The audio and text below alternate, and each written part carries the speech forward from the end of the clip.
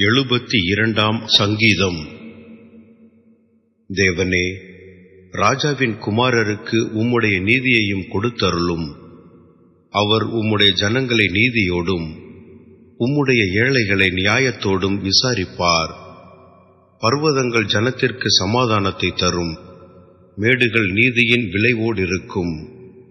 ஜனத்தில் சிறுமைப்படுகிறவர்களை அவர் நியாயம் விசாரித்து ஏழையின் பிள்ளைகளை ரட்சித்து இடுக்கண் செய்கிறவனை நொறுக்குவார்.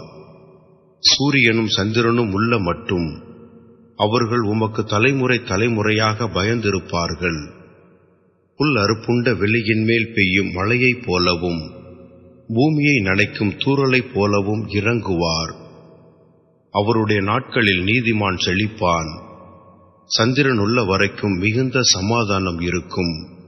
ஒரு சமுத்திரம் தொடங்கி மறு சமுத்திரம் வரைக்கும், நதி தொடங்கி பூமியின் எல்லைகள் வரைக்கும் அவர் அரசாளுவார். வனாந்தரத்தார் அவருக்கு முன்பாக குனிந்து வணங்குவார்கள். அவருடைய சத்துருக்கள் மண்ணை நக்குவார்கள்.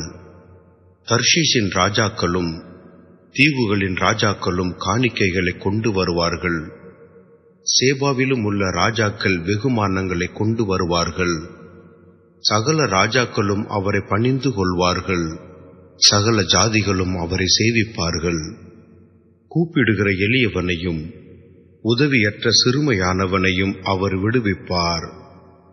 பலவீனனுக்கும் எளியவனுக்கும் அவர் இறங்கி எளியவர்களின் ஆத்துமாக்களை ரட்சிப்பார். அவர்கள் ஆத்துமாக்களை வஞ்சகத்திற்கும் கொடுமைக்கும் தப்புவிப்பார். அவர்களுடைய இரத்தம் அவர்களுடைய பார்வைக்கு அருமையாயிருக்கும். அவர் பிழைத்திருப்பார். ஷேபாவின் பொன் அவருக்கு கொடுக்கப்படும். அவர் நிமித்தம் இடைவிடாமல் ஜெபம் பண்ணப்படும். என்னாலும் ஸ்தோத்தரிக்கப்படுவார். பூமியிலே மலைகளின் உச்சிகளில் ஒரு பிடி தானியம் விதைக்கப்பட்டிருக்கும். அதன் விளைவு லீபனோனைப் போல அசையும். பூமியின் புல்லைப் போல நகரத்தார் செழித்தோங்குவார்கள். அவருடைய நாமம் என்றென்றைக்கும் இருக்கும். சூரியன் உள்ள மட்டும் அவருடைய நாமம் சந்தான பரம்பரையாய் நிலைக்கும். மனுஷர் அவருக்குள் ஆசீர்வதிக்கப்படுவார்கள். எல்லா ஜாதிகளும் அவரை பாக்கியமுடையவர் என்று வாழ்த்துவார்கள். இஸ்ரவேலின் தேவனாயிருக்கிற கர்த்தராகிய தேவனுக்கு ஸ்தோத்திரம் உண்டாவதாக. அவரே அதிசயங்களைச் செய்கிறவர். அவருடைய மகிமை பொருந்திய நாமத்துக்கு என்றென்றைக்கும் ஸ்தோத்திரம் உண்டாவதாக. பூமி முழுவதும் அவருடைய மகிமையால் நிறைந்திருப்பதாக. ஆமென்.